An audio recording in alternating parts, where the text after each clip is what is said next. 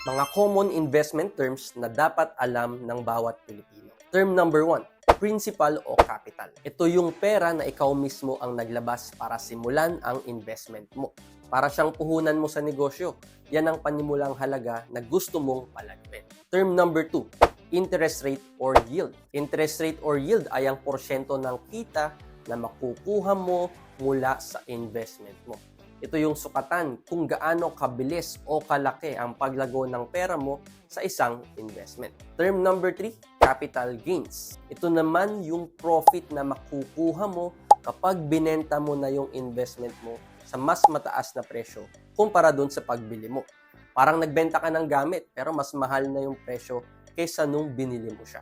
Term number 4, liquidity.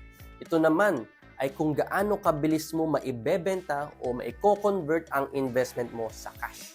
Importante ito para mabilis mong makuha ang pera mo kung kinakailangan. Term number 5, risk tolerance.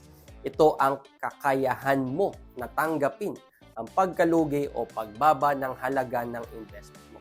Mahalaga ito para malaman mo kung anong klase ng investment ang nababagay sa iyo. If you want more financial tips, follow us, Crampbear Financials.